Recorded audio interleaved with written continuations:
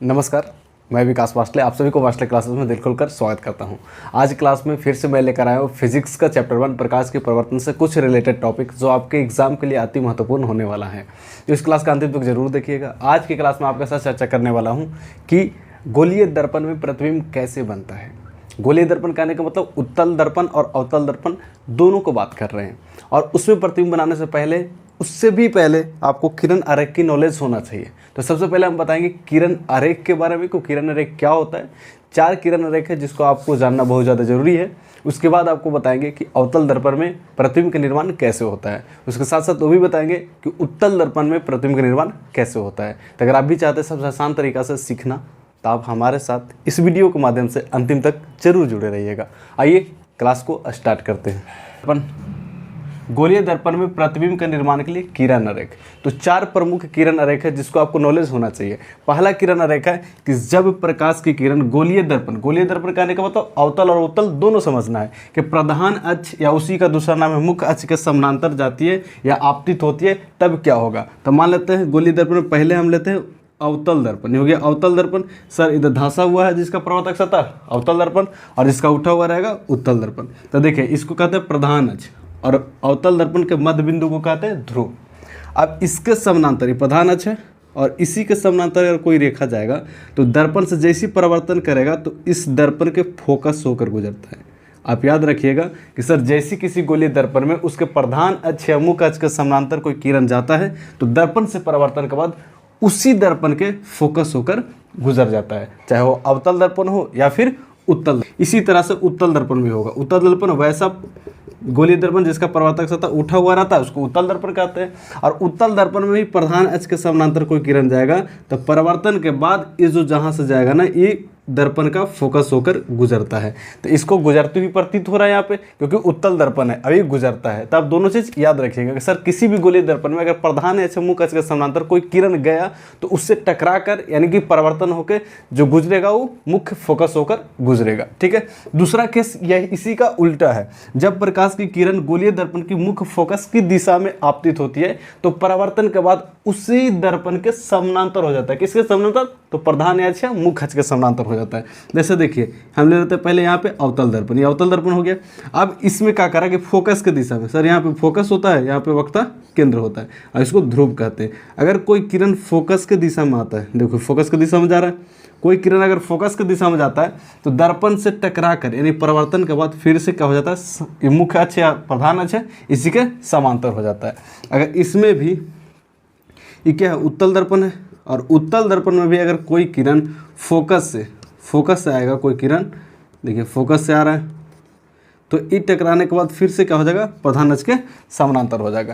तो आप याद रखिएगा पहला कि अगर सर किसी भी गोलीय दर्पण में अगर कोई किरण प्रधान अक्ष या मुख्य अक्ष के समानांतर जाती है तो परिवर्तन के बाद मुख्य फोकस होकर गुजर जाती है। और दूसरा इसी का जस्ट उल्टा अगर फोकस से जाएगा तो परिवर्तन के बाद प्रधान अक्ष के समानांतर हो जाता है। देखिए तीसरा प्रकाश के किरण आरेख क्या कहता है। पहला आपको बता दिए समानांतर होगा तो टकराने के बाद फोकस होगा, दूसरा फोकस अगर जाएगा तो परिवर्तन होकर समानांतर हो जाएगा। तीसरा कहता है कि जब प्रकाश की किरण गोलीय दर्पण की वक्ता केंद्र से होकर आपतित होती है, वक्ता केंद्र की दिशा में आपतित होती है, तब परिवर्तन के बाद उसी वक्ता के केंद्र की ओर से ही उसी दिशा से वापस लौट जाती है। कैसे सर? देखिए गोलीय दर्पण कहने का मतलब दोनों अवतल भी और उत्तल भी। देखिए ये अवतल दर्पण ले लिए। अब इसका ये क्या होता है, मध्य बिंदु को हम ध्रुव कहते हैं और इसको फोकस कहते हैं और इतना ही दूरी पर वक्ता केंद्र होता है। जब कोई किरण आरेख वक्रता केंद्र से आएगा, जब कोई किरण वक्ता केंद्र से आएगा तो इसे टकराएगा और टकराने के बाद फिर इसी से वापस आ जाएगा, यानी वक्ता केंद्र से जाएगा तो वक्ता केंद्र से टकराने के बाद इसी से वापस निकल जाता है। इसी तरह से उत्तल दर्पण में भी होगा। देखिए उत्तल दर्पण है और इसमें भी जब कोई किरण इसका वक्ता केंद्र से आएगा, वक्ता केंद्र से टकराएगा इसे, तो टकराने के बाद पुनः ऐसे जाएगा, टकराएगा और टकराने के बाद इस पर पुनः इसी से वापस आ जाएगा। यानी कि सर जिससे जाएगा उसी से वापस आ जाएगा। यानी कि याद रखिएगा वक्ता केंद्र की दिशा में जब कोई प्रकाश की किरण टकराएगा तो टकराने के बाद पुनः उसी से वापस हो जाता है। चौथा है जब प्रकाश की किरण गोलीय दर्पण की ध्रुव की दिशा में आपतित होती है। ध्रुव की दिशा में आपतित होगा तो परिवर्तन के बाद उतना ही एंगल बनाते हुए परिवर्तित होगा जितना एंगल बनाते हुए वो उस पर आया था। जैसे मान लेते हैं कि इसको कहते हैं ध्रुव, इसको बोलते हैं फोकस और इसको बोलते हैं वक्ता केंद्र। अगर मान लेते हैं कि कोई किरण इसके ध्रुव के साथ, ये गया ध्रुव हो गया, इसके साथ अगर 30 डिग्री का कोण बनाते हुए आया था तो इधर से भी जब परावर्तन के बाद निकलेगा तो इसके साथ 30 डिग्री का कोण ही बनाएगा। यानी कि दोनों का एंगल समान होता है, जितना डिग्री बनाते हुए आया है यानी आपतित हुआ है उतना ही डिग्री बनाते हुए परावर्तित हो जाएगा। तो चारों किरण आरेख बताएं, इसी चारों किरण आरेख में से किसी 2 किरण आरेख का यूज करके हम प्रतिबिंब बनाएंगे, अवतल दर्पण में भी और उत्तल दर्पण में। तो पहला ये अवतल दर्पण में प्रतिबिंब कैसे बनता है, तो एक एक करके हम बताएंगे। 6 कंडीशन होता है, 6 कंडीशन के एक एक करके बहुत बारीकी से आपको समझाएंगे, तो वीडियो पर जरूर बने रहिएगा। अवतल दर्पण में प्रतिबिंब का निर्माण, पहला कंडीशन है कि जब कोई वस्तु अवतल दर्पण के सामने अनंत पर स्थित हो तब उसका प्रतिबिंब कहाँ बनेगा। तो आइए पहले बनाने की कोशिश करते हैं। ऐसे हम आपको लिख दिए हुए, पहले आप समझ लीजिए, उसके बाद इसको नोट कर लीजिएगा। देखिए अवतल दर्पण सर वैसा गोलीय दर्पण जिसका परावर्तक सतह दबा हुआ या धंसा हुआ रहता है, उस गोलीय दर्पण को अवतल दर्पण कहते हैं। तो इसको मान लेंगे ये हो गया ध्रुव, और कहीं पे फोकस मान लेंगे, है ना, कुछ डिस्टेंस पर, इक्वल डिस्टेंस पर, और कुछ फोकस वक्ता केंद्र। इसके बाद जो भी होगा ये अनंत माना जाता है, और जो भी अनंत पर वस्तु रखा गया, मतलब अनंत कहाँ है हमें पता नहीं है, तो हम एज्यूम करते हैं कि अनंत से आता हुआ जो प्रकाश की किरण है वो समानांतर होता है। जैसे हम आपको किरण पुंज में आपको बताए होंगे कि जो सूर्य से प्रकाश आता है वो उसको समानांतर माना जाता है, क्योंकि वो अनंत दूरी है हमसे, है ना, तो उसको मान लिया जाता है कि जो भी अनंत से आ रहा है वो समानांतर किरण है। तो हम 2 समानांतर किरण लेंगे, क्योंकि प्रतिबिंब में आपको पढ़ाए थे कि प्रतिबिंब में क्या होता है, किसी बिंदु वस्तु से आने वाले प्रकाश की किरण परावर्तन या अपवर्तन के बाद जिस बिंदु पर मिलती है या मिलती हुई प्रतीत होती है, उस बिंदु को पहले वाला बिंदु को प्रतिबिंब कहते हैं। यानी कि प्रतिबिंब को निर्माण करने के लिए हमेशा याद रखिएगा 2 किरण रेख लेना है। तो हम दोनों किरण रेख समानांतर लेंगे। मान लेते हैं इधर से यानी कि अनंत से कोई आ रहा है और टकराया, टकरा के बताओ अगर समानांतर किरण आएगा तो टकरा के कहाँ से वापस जाएगा, सर फोकस होकर जाएगा, फोकस होकर वापस चल गया ऐसे, ठीक है। और फिर दूसरा में किरण लेंगे, दूसरा किरण लेंगे तो वो भी समानांतर लेंगे, क्योंकि सर अनंत से आ रहा है, अनंत से आता हुआ फिर टकराएगा, फिर टकराएगा कहाँ से जाएगा, सर समानांतर से ही गुजरेगा।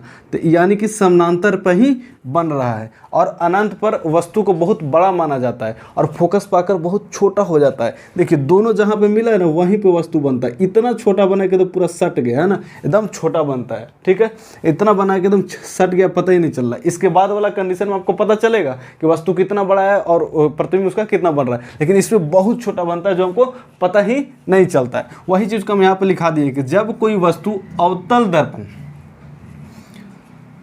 के सामने अनंत पर स्थित हो तब उस वस्तु का प्रतिबिंब दर्पण के सामने, देखिए ये दर्पण है, ये दर्पण के सामने है, ये दर्पण के पीछे है, तो बनेगा कहाँ, दर्पण के सामने मुख्य फोकस पर। ये देखिए मुख्य फोकस पर। और वास्तविक प्रतिबिंब 2 तरह का होता है, एक वास्तविक और काल्पनिक। अगर प्रतिबिंब के बारे में नहीं जानते तो जाकर आप देख सकते हैं, उस पर भी वीडियो बना रखे हैं। तो प्रतिबिंब 2 तरह का होता है, वास्तविक और काल्पनिक। वास्तविक मतलब होता है उल्टा, तो वास्तविक बनता है और वस्तु की अपेक्षा वस्तु से बहुत छोटा बनता है, वस्तु से इतना छोटा बनता है कि देखिए आप देख भी नहीं पा रहे हैं ना। इसके बाद नेक्स्ट कंडीशन जो भी होगा उसमें आपको पता चलेगा कि वस्तु कितना बड़ा है और प्रतिबिंब कितना बड़ा है। आई होप आपको समझ में आया होगा कि सर अनंत पर रखेंगे तो कहाँ पे बनेगा और कैसा बनेगा। आइए समझते हैं केस 2, यानी कि दूसरे देखिए केस नंबर 2 है कि जब वस्तु को अवतल दर्पण के अनंत और वक्ता केंद्र के बीच में रखेंगे तब उसका प्रतिबिंब कहाँ बनेगा, कैसा बनेगा। तो चलिए सबसे पहले एक अवतल दर्पण लेते हैं। ये लिखा अवतल दर्पण हो गया, वैसा गोलीय दर्पण जिसका परावर्तक सतह दबा हुआ या धंसा हुआ रहता है उसको अवतल दर्पण कहते हैं।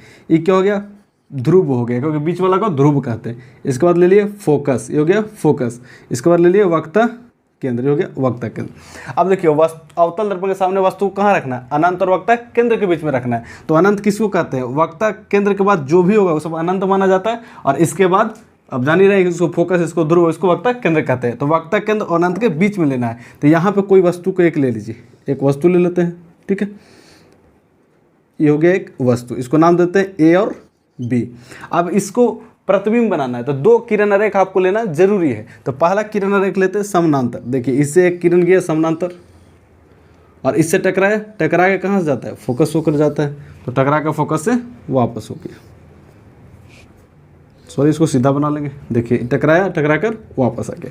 दूसरा किरण रेखा हम लेंगे वक्ता केंद्र से। तो वक्ता केंद्र से जो किरण लेते हैं वो क्या होता है, इसी से टकराता है और टकराने के बाद यहीं से वापस आ जाता है।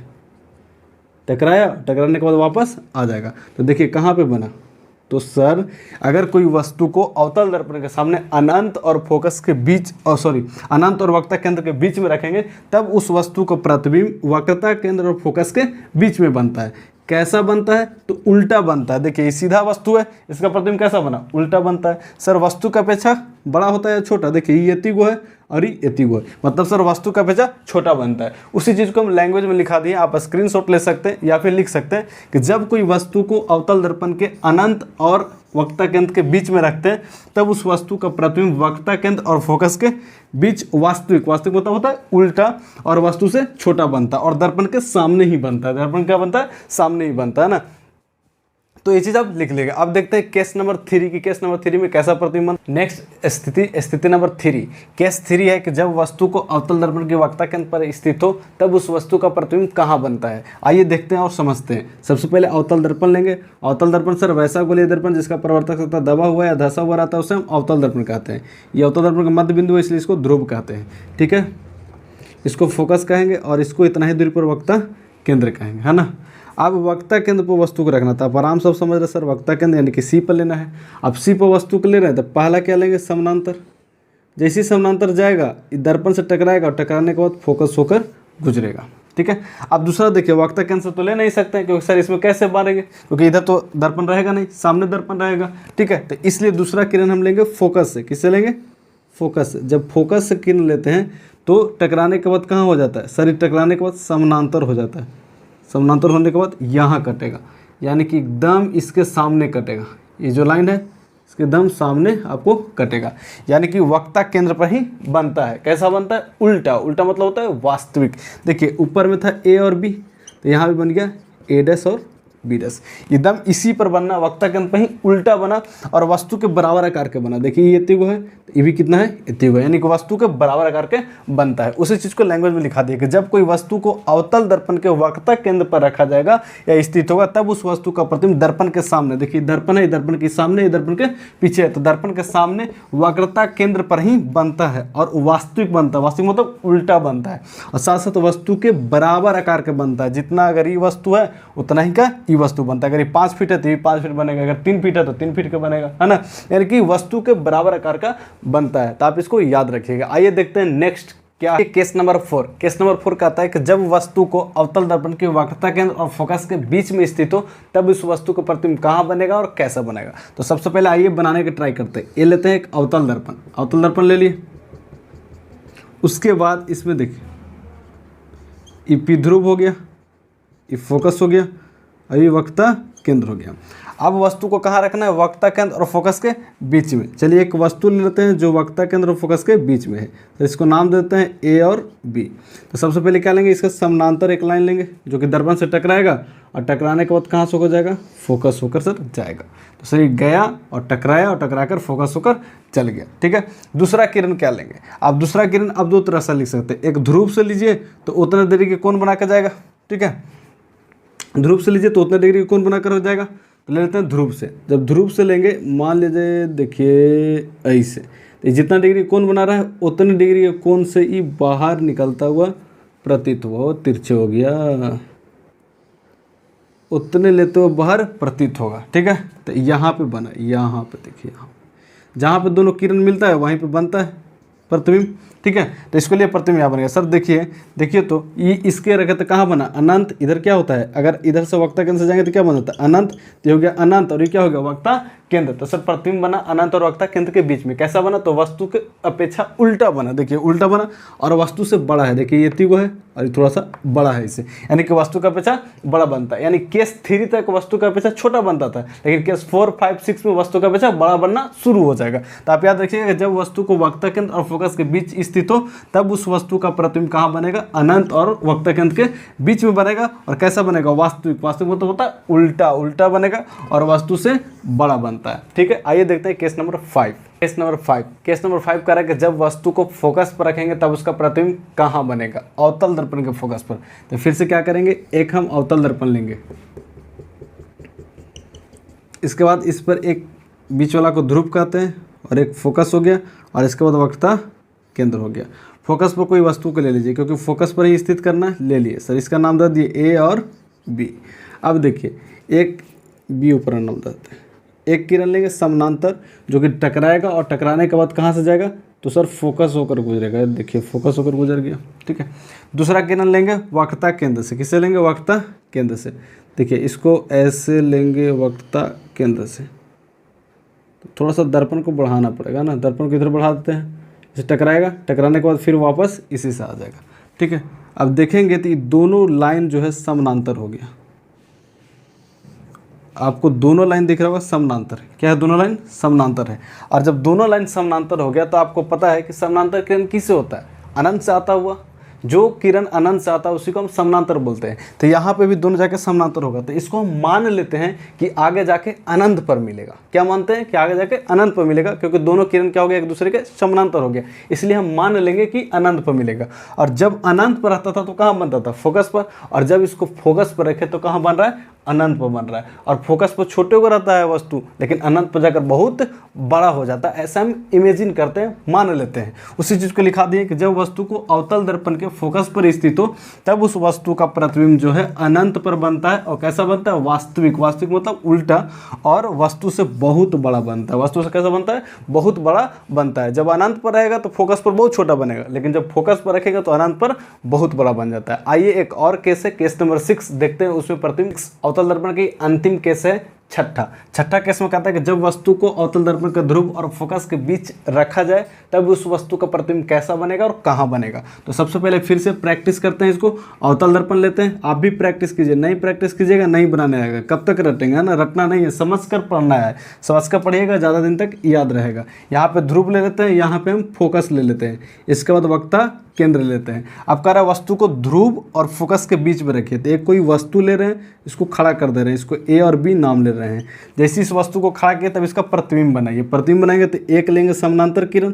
जैसे समानांतर किरण लेंगे तो परिवर्तन होकर कहाँ से जाता है? फोकस होकर जाता है। तो फोकस ले लिए, फोकस होकर जाएगा। और दूसरा लेंगे यहाँ से वक्रता केंद्र से, वक्रता केंद्र से लेंगे, ये टकराएगा और टकराने के बाद फिर वापस आ जाता है। देखिए ये उधर भाग रहा है, अभी वाला इधर भागेगा, क्योंकि वापस इसी में लौटता है, अभी इधर भागेगा। यानी कि आगे जाके कभी दोनों नहीं मिलेगा। जब आगे जाकर कभी दोनों नहीं मिलता और नहीं समानांतर हो रहा है तब उसी लाइन को पीछे बढ़ाते हैं। जैसे ही पीछे बढ़ाएंगे इसको, आगे में इधर देखिए दर्पण के पीछे, और इसको आगे दर्पण पीछे बढ़ाएंगे तो एक जगह मिलेगा और मिलके कटेगा। जहाँ पे कटेगा वहीं पे ही प्रतिबिंब बनेगा। ए डैश और बी डैश, या ए डैश और बी डैश ना, ये प्रतिबिंब बनेगा। तो देखिए यही एक कंडीशन है जिसमें अवतल दर्पण में प्रतिबिंब सीधा बनता है, यानी कि काल्पनिक बनता है। बाकी जितने कंडीशन है सब में उल्टा यानी कि वास्तविक बनता है। तो आइए आप देख रहे हैं कि फोकस और ध्रुव के बीच में रखे तो इसका प्रतिबिंब कहाँ बन रहा है? दर्पण के पीछे बन रहा है। बाकी सब दर्पण के सामने बन रहा था। और वस्तु का पेचा बड़ा बन रहा है और सीधा और काल्पनिक बन रहा है। उसी चीज़ को हम लिख दिए कि जब वस्तु को अवतल दर्पण के सामने ध्रुव और फोकस के बीच स्थित हो तब उस वस्तु का प्रतिबिंब दर्पण के पीछे बनेगा। कहाँ बनेगा? दर्पण के पीछे। कैसा बनेगा? काल्पनिक, यानी कि वस्तु का पेचा सीधा और वस्तु से बड़ा बनता है। ठीक है, ये आपको हो गया अवतल दर्पण में सभी प्रतिबिंब के निर्माण करने के लिए। अगर आपको नहीं आया तो फिर सब वीडियो को देख सकते हैं, आपको समझ में आ जाएगा। आइए अब समझते हैं उत्तल दर्पण में प्रतिबिंब का निर्माण। इसमें सिर्फ 2 ही केस है, दोनों केस का देख लेते हैं। देखिए उत्तल दर्पण में प्रतिबिंब का निर्माण, उत्तल दर्पण में सिर्फ 2 ही कंडीशन होता है। पहला अनंत पर रखेंगे और दूसरा होता है ध्रुव और अनंत के बीच में कहीं पर भी रखेंगे तब उसका प्रतिबिंब क्या होगा। सबसे पहले देख लेते हैं अनंत पर रखेंगे तो क्या प्रतिबिंब होगा। सबसे पहले ले लेते हैं उत्तल दर्पण। ये हो गया सर उत्तल दर्पण। वैसा गोलीय दर्पण जिसका प्रवर्तक सतह उठा हुआ या उभरा हुआ रहता है उसको उत्तल दर्पण कहते हैं। ये इसका होता है ध्रुव। क्या होता है? ध्रुव होता है ना। इसके बाद इधर फोकस होता है इसका, और इधर ही इसका वक्रता केंद्र भी होता है। लेकिन वस्तु को कहाँ रखेंगे? अनंत पर। जब अनंत पर रखते हैं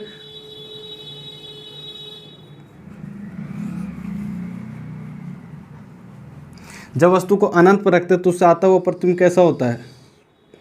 जब वस्तु को अनंत पर रखते हैं तो उससे आता हुआ किरण समानांतर होता है। तो समानांतर जाएगा, समानांतर के बाद ये वापस ऐसे घूम जाता है। और जो किरण समानांतर जाता है वो परिवर्तित होकर कहाँ से गुजरता है? फोकस होकर गुजरता है। सर दूसरा किरण भी लेंगे समानांतर, जो कि परिवर्तन होकर वापस लौट जाएगा। वो कहाँ से जाता हुआ प्रतीत होगा?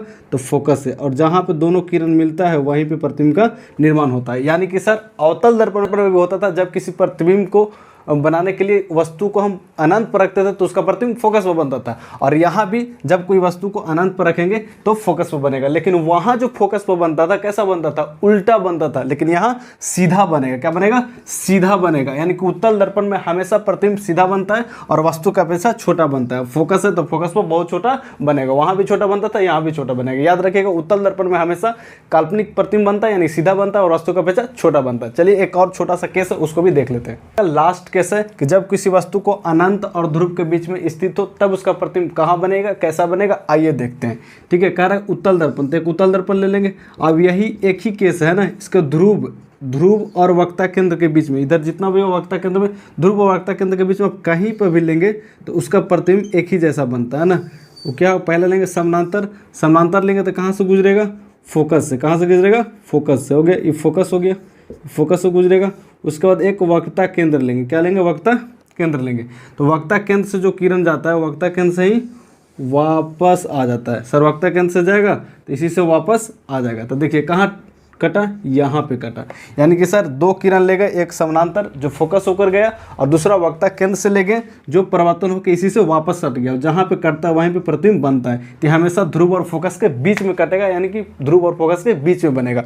वस्तु की अपेक्षा कैसा बना, सीधा और छोटा बनता है। देखिए आपको याद रखना है कि जब वस्तु को उत्तल दर्पण के अनंत और ध्रुव के बीच में रखेंगे तो हमेशा देखिए उत्तल दर्पण में हमेशा दर्पण के पीछे ही प्रतिबिंब बनता है। इसके बाद पहले वाला बताए थे अनंत पर रख के फोकस में, तो ही दर्पण के पीछे बना था, ये भी दर्पण के पीछे बन रहा है। तो दर्पण के पीछे बनता है, कैसा बनता है, ध्रुव और फोकस के बीच में, दर्पण के पीछे, और काल्पनिक मतलब सीधा और वस्तु की अपेक्षा बहुत छोटा बनता है। यानी कि उत्तल दर्पण में हमेशा दर्पण के पीछे बनता है, काल्पनिक बनता है जिसको सीधा कहते हैं, और वस्तु की अपेक्षा छोटा बनता है। इतना आपको याद रखना होगा। आई होप आज के क्लास में जो भी बताएंगे आपको समझ में आया होगा। यदि कुछ भी दिक्कत लग रहा है तो कमेंट करके हमें जरूर बताइएगा ताकि उसके नेक्स्ट क्लास में सुधार सके। इस क्लास में इतना ही, मिलता है आपसे नई क्लास में नए जोश जुनून के साथ। तब तक के लिए आप जहाँ भी रहिए खुश रहिए, स्वस्थ रहिए, मन लगा कर पढ़ाई कीजिए, अपने से बड़े बुजुर्गों को सम्मान कीजिए, माता पिता काम में सहयोग जरूर कीजिएगा क्योंकि आपका सिर्फ वही एक शुभ चिंतक होते हैं, बाकी सब कोई आपको पीछे खींचने में लगा रहता है। ठीक है, all the best, thank you, जय हिंद।